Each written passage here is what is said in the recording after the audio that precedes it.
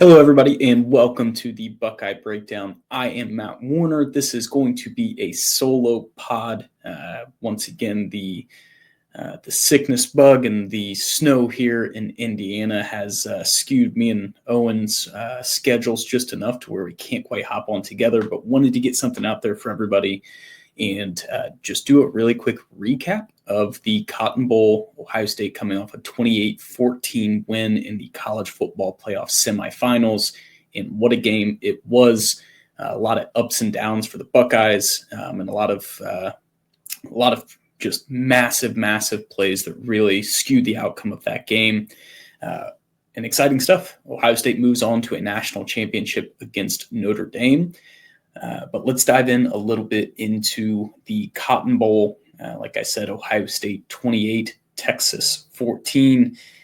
There's still a new video releasing every minute of a different view, a different song in the background of Jack Sawyer's strip sack 85-yard rumble to the house that just completely demoralized Texas, followed by the Caleb Downs interception to seal it. What a run. What a run this defense has been on. What a run for Ryan Day, for the senior class. It's been so much fun as a Buckeye fan to watch after such a disappointing end to the regular season. I don't think there were a ton of Buckeye faithful that really thought this team had the juice, had that next gear to get them over the top. And it's really just been this complete 360 180 turnaround. And things are really looking up for the Buckeyes. The defense has just been absolutely lights out. In my 2-minute drill that I did before the Cotton Bowl, one of the things that I highlighted was how important it would be for Ohio State to shut down the run game and force Quinn Ewers into some of those second and third and long, more obvious passing downs. They did a phenomenal job of that on Friday. It was such a sound defensive effort from everybody. Want to talk really quickly about some of the overarching stats of just the playoffs. And reading this is just insane, but 55 QB hurries, 16 sacks, and 28 tackles for loss. Those are big boy numbers. It's, like I said, just a generational run for the Buckeyes in that defense, and then Will Howard in that offense doing just enough to put them in a comfortable spot. I would say for Buckeyes overall, this was like a C+ performance. To win 28-14 against one of the best rosters in the nation, playing C+ football is incredible. It really is. You think about some of the self kind of inflicting wounds that Ohio State had. The first drive didn't really impact the bottom line, as Judd can punch it in, but Carnell Tate with a very uncharacteristic drop across the middle on a beautiful ball from Will Howard. The next drive, things are looking up. They're running the ball well, had a couple completions. Travion Henderson with such an uncharacteristic 15-yard penalty after the punch. So back them up 15 yards. Then it was just like these little minor things, whether it was a false start, people jumping. Just seems like things weren't very fluid offensively, that were just putting them in dumb situations, never allowed for them to get really a rhythm. I'm seeing all of the things now online from maybe some former Notre Dame quarterbacks about Will Howard just not being the guy. He doesn't seem to be a guy that can win a national championship. I thought Will Howard played pretty darn good, especially in that first half. I mean, he put the ball in some areas where I'm like, holy crap. Were they terrifying throws at times? Absolutely. It was a split second away on a couple that, could have went the other way. Something to kind of keep an eye on against Notre Dame, who's got a great secondary, much like Texas did. But man, he put some balls in the right area. Pause. And gave guys like Emeka Ibuka and Carnell Tate, G. Scott, like gave them chances to go make plays. And he did that at a high level outside of the one interception, really the entire game. I was impressed with Will Howard. I'm not sure how anybody watches that and goes, oh, that guy's not very good. It just doesn't seem like a great football take. And it doesn't seem like something I would be adding fuel onto the Ohio State fire right now. It's an interesting decision by some of their fans, and specifically one former quarterback who I may have played a little bit of basketball with way back in the day in Dayton, Ohio. So huge win, a lot of things to clean up as we head into Notre Dame. I want to talk really quickly about what does this mean for the fans, for Ryan Day, and specifically for this senior class. We are not super far removed from fans being really frustrated, disappointed, a little disconnected from Ohio State. And I think a lot of fans were ready for the turn of the page. You're looking at a senior class that's never beat Michigan. You're looking at Ryan Day, who feels like he's never beat Michigan, but it's been quite a while since he's had that one under his belt 4 years in a row. And you had a lot of fans that were done for the most part. I think the lunatic fringe is what they were being referred to by some folks in the national media. You go beat Tennessee, vibes are a little bit higher.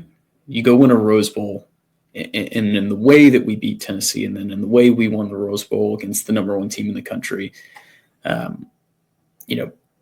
all of a sudden everybody's spirits are a little bit picked up. They can see light at the end of this tunnel, and that light is, the opportunity to go play for a national championship.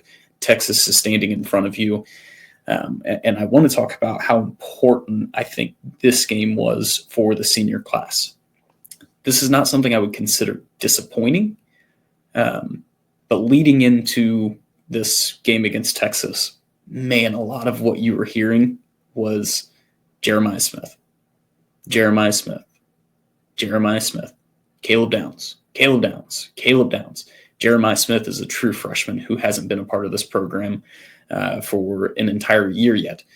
Caleb Downs has not been a part of this program for an entire year yet. That doesn't mean that they don't bleed scarlet and gray, but you've got guys that have been in that locker room for 4 years that really are everything that you want in a Buckeye that haven't had that chance to have the big impact on the program. And I loved this game specifically because Jack Sawyer got that. G. Scott makes a phenomenal play, extends it, gives Will Howard the chance to go get 2 more yards. Like, he got that big play under his belt. JTT with a phenomenal game, even with a kind of a banged up ankle. And then Cody Simon has just been on a great run in these playoffs. Anyways, and Emeka Ibuka kind of was the focal point of the offense as Texas did kind of what I expected them to try and do, which was a lot of bracketed zone defense where they've got 2 or 3 guys in his area and make it next to impossible to get him the ball where he has the ability to really do anything with it. That left Emeka Ibuka, Carnell Tate, G. Scott, left those guys in positions where they could make plays. And then Travion Henderson obviously making just a massive, massive play to end the half, 75 yards to the house. So like, I was watching that game and I couldn't help but just have this overwhelming joy for guys that have been in that locker room. And it seems like each of them had a moment in that game where they just stepped up and really had that like impact game breaking play. So like, my heart went out to them. It was awesome, super excited. And now they have one last chance. They each have one last chance to really put their stamp on Ohio State history and leave everybody the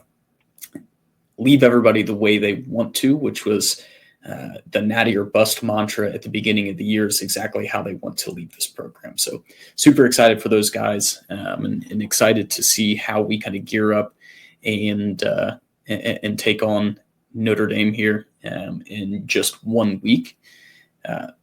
We are going to dive in to that matchup in a little bit more depth on Friday. I think Owen's going to do kind of a solo pod, talk about some things himself. Friday, we'll do a quick kind of breakdown of the Notre Dame matchup. We'll do very similar to what we did in this last game. He'll talk a little bit about offensively, what is Notre Dame going to look to do? What concerns does he has? How does he think Jim Knowles is going to prepare that defense to counter it? I'll talk a little bit about defensively what Notre Dame is going to look to do to Ohio State. It's going to be a different look. Just to give a heads up, you've got you're coming off of a win against Texas, who ran a lot of zone, a lot of, like I said, kind of bracketed looks. Now you're going to be playing against Notre Dame, who runs a lot of man and does it very well.